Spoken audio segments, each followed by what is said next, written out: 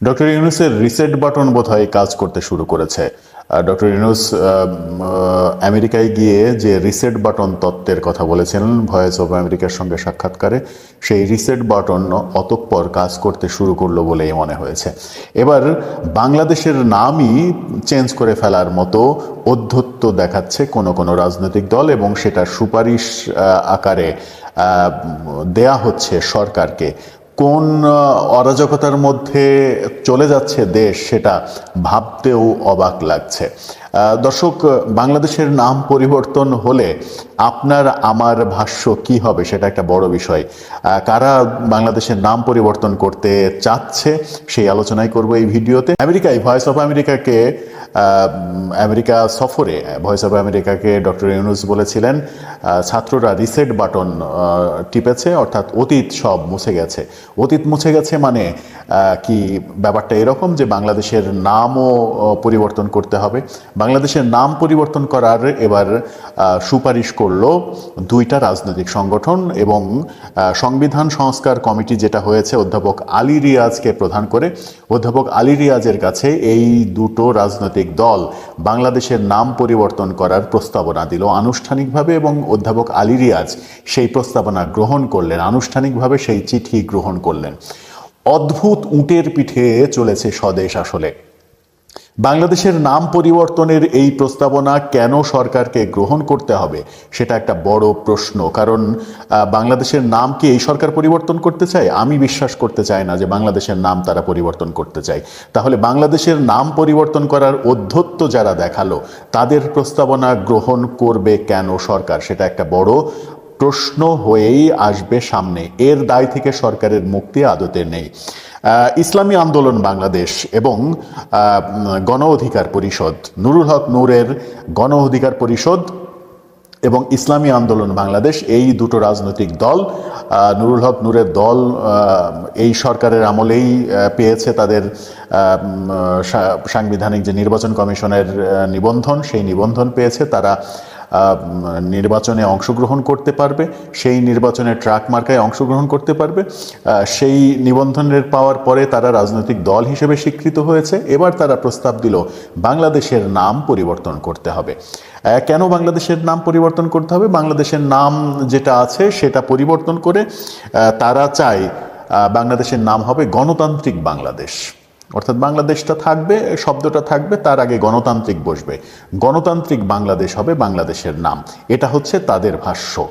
কি রকম কোন পর্যায়ের অধ্যত্ব সেটা ভাবতে আসলে গা শিউরে ওঠে যে এরা এখন বাংলাদেশের নাম পরিবর্তন করার কল্পনাও করছে।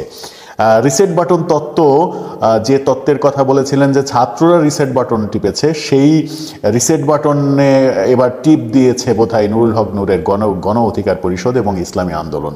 ইসলামী আন্দোলন বলছে বাংলাদেশের নাম কল্যাণমুখী নাম হতে হবে। বাংলাদেশ দেখে যেন মানুষ মনে করে যে এটা কল্যাণমুখী দল, কল্যাণমুখী দেশ। এই দেশের নাম বাংলাদেশ রাখা যাবে না। নাম কি হতে হবে? নাম হতে হবে, এখানেও বাংলাদেশ শব্দ আছে, এই দেশের নাম হতে হবে বাংলাদেশ কল্যাণ রাষ্ট্র। বাংলাদেশ কল্যাণ রাষ্ট্র এই নাম হতে হবে ইসলামী আন্দোলনের ভাষ্য।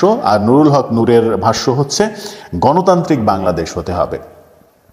এখন আসা যাক যে তারা এই প্রস্তাবনাটা কেন দিল। প্রস্তাবনাটা কি এরকম কারণেই দেওয়া হয়েছে যে সরকার চাইছে বাংলাদেশের নাম পরিবর্তন করতে, তাই সরকারের তরফ থেকে যেন ঘটনাটা না ঘটানো হয়, দৃশ্যমান হয় যে রাজনৈতিক দলগুলো চাচ্ছে তাই পরিবর্তন করা হচ্ছে, এরকম দাবার গুটি সাজানো হয়েছে। সেই সাজানো দাবার গুটি অনুযায়ী এই দুই দল রাজনৈতিক প্রস্তাবনা দিল যে বাংলাদেশের নাম পরিবর্তন করতে হবে, নাকি তারা নিজেরাই স্বপ্রণোদিত হয়ে এই প্রস্তাবনা দিয়েছে? এই তথ্যটি বাংলাদেশের মানুষের খুবই জানা দরকার। বাংলাদেশে এই মুহূর্তে যদি একটা গণভোট হয় যে বাংলাদেশের নাম পরিবর্তনের পক্ষে আপনি নাকি বিপক্ষে আপনি, কত পার্সেন্ট মানুষ বাংলাদেশের নাম পরিবর্তন করতে চাইবে? বাংলাদেশের স্বাধীনতা, সার্বভৌমত্ব, 1971-এর মুক্তিযুদ্ধ, এগুলো বিসর্জন দিতে চাইবে কত পার্সেন্ট? তার মানে কি আপনারা চাইছেন রিসেট বাটন টিপে সমস্ত ইতিহাস, যেটা বলা হচ্ছিল যে রিসেট বাটনের মাধ্যমে মুক্তিযুদ্ধের ইতিহাস, বায়ান্নর ভাষা আন্দোলনের ইতিহাস সব কিছু ভেঙে ফেলতে হবে, বাংলাদেশ রাষ্ট্রের নাম পরিবর্তন করে দিতে হবে, অনেক দিন থেকেই যে গুঞ্জন চলছিল সেই গুঞ্জনে এবার ঘি ঢেলে দিল এই দুইটা দল। নুরুল হক নূরের দল ইসলামী আন্দোলন প্রস্তাবনা দিতে পারে, ধরে নিলাম যে তারা যে বাংলাদেশ কল্যাণ রাষ্ট্র এই নাম দিয়েছে, এটাতে আমি অবাক হয়েছি, কারণ তাদের হয়তো ইসলামী কোনো নাম প্রস্তাবনা করার কথা ছিল। কিন্তু নুরুল হক নূরের দল বাংলাদেশ, তারা ছাত্র নেতৃত্ব থেকে উঠে এসেছে, তারা এই প্রজন্মের মানুষ, তারা কেন এই প্রস্তাবনাটা দিয়েছে এটা ভাবলে আসলে মাথা ঘুরে যায়। কি হচ্ছে ভেতরে ভেতরে, কোন ষড়যন্ত্র হচ্ছে? এই প্রস্তাবনা না দিয়ে বরং একেবারে এই প্রস্তাবনাই তো দেওয়া উচিত ছিল যে বাংলাদেশের নাম বাংলাদেশ থাকা দরকার নেই, আগে যে পূর্ব পাকিস্তান ছিল সেই পূর্ব পাকিস্তান নামটাই ফিরিয়ে আনা হোক, 71-এর মুক্তিযুদ্ধ, 52-র ভাষা আন্দোলন, এগুলো সব রিসেট বাটন দিয়ে অফ করে দেওয়া হোক, সবগুলো মুছে ফেলা হোক, সব স্মৃতি মুছে ফেলা হোক। মুক্তিযুদ্ধের ইতিহাস, ভাষা আন্দোলনের ইতিহাস, কোনো ইতিহাস থাকবে না। বাংলাদেশের ইতিহাস শুরু হবে 2024 সাল থেকে, এবং সেটার নাম আবার পুরাতন নাম ফিরে আসবে পূর্ব পাকিস্তান। যদি তাই হতো তাহলে বরং এই প্রস্তাবনার চাইতে ভালো হতো না? আমার মনে হয় যে ভালোই হতো। বাংলাদেশে আমরা গতকালকেই দেখেছি রাতভর নানা রকমের দৌড়ঝাঁপ, মারামারি, লাঠিসোঁটা নিয়ে এরকম দৃশ্য দেখেছি।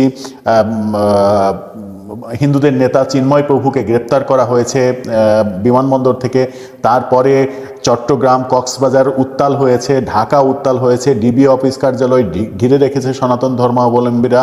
শাহবাগে তারা একজোট হতে গেছে, মিছিল করতে গেছে, তখন তথাকথিত ছাত্র জনতা তাদের লাঠি সোঁটা নিয়ে ধাওয়া দিয়েছে এবং মিছিল করেছে, খুবই বাজে বাজে মিছিল করেছে। আমরা কি এদেশে হিন্দু মুসলমান দাঙ্গা লাগাতে চাই? আবার সেই দাঙ্গার দিকে কি এগিয়ে যেতে চাই? দাঙ্গা লাগিয়ে আমরা আবার কি পাকিস্তানে ফিরে যেতে চাই? আমার মনে হচ্ছে কিছু একটা ঘটছে, সেই কিছু একটা ঘটার ফলাফলটা মোটেই ভালো কিছু হবে না। এই যে বাংলাদেশ রাষ্ট্রের নাম চেঞ্জ করার অধ্যত্ব, এই অধ্যত্ব যদি দেখানো হয় এবং এই অধ্যত্ব যদি বাস্তবায়নের চেষ্টা করা হয়, আমার মনে হয় যে আওয়ামী লীগকে ফ্যাসিস্ট বলে 5 আগস্ট পতন করা হয়েছে, সেই আওয়ামী লীগের ফিরে আসতে আমার মনে হয় অনেক কম সময় লাগবে। তারা খুব দ্রুততম সময়ে ফিরে আসবে যদি রাষ্ট্র কাঠামো, দেশের মূল মন্ত্র এগুলো নিয়ে কোনো ধরনের কাটাছেঁড়া করার চেষ্টা করা হয়। সংবিধান নতুন করে লেখার চেষ্টা চলছে, সংবিধান, এই আগের সংবিধান 72-এর সংবিধান ফেলে দেওয়া হবে। সেই চেষ্টাই যেখানে সফল হবে না বলে অনেকে মনে করেন, সেখানে বাংলাদেশ নামটা পরিবর্তন করার প্রস্তাবনা যখন আসে তখন অবাক হলেও আমার মনে হয় যে কম হয়। অবাকের চাইতেও বড় কোনো বিস্ময়কর শব্দ আছে কিনা ডিকশনারিতে, সেটা খুঁজে ফিরতে হবে অনেক দিন থেকে বাঙালি জাতিকে। আসলে হচ্ছেটা কি? দর্শক, আপনার কি মনে হয় বাংলাদেশের নাম পরিবর্তন করার এই প্রস্তাবনার মাধ্যমে আমরা কোন পথে এগোচ্ছি, কোন দিকে যাচ্ছি? সব মিলিয়ে আমার মনে হয় যে পরিস্থিতি খারাপের দিকে যাচ্ছে। ওদিকে আমেরিকা তাদের নতুন যে নিরাপত্তা প্রধান তুলসী গ্যাবার্ডকে নিয়োগ দিয়েছে। তুলসী গ্যাবার্ড খুবই ইসকন ভক্ত বলে আমরা বিভিন্ন সময় বিভিন্ন সূত্রে জেনেছি। বাংলাদেশে ইসকনের উপরে যে ঘটনাগুলো ঘটছে, চিন্ময় প্রভুকে গ্রেপ্তার করা হয়েছে, এই ঘটনাগুলো আমেরিকার তরফ থেকে কাল হয়ে আসে কিনা সেই কথা যখন আমরা ভাবছি, ঠিক তখন বাংলাদেশ রাষ্ট্রের নাম পরিবর্তনের কথা ভাবছে কোনো রাজনৈতিক দল। সেখানে কি সরকারের সায় আছে বলে আপনার মনে হয়? আপনার মন্তব্য লিখে জানাতে পারেন।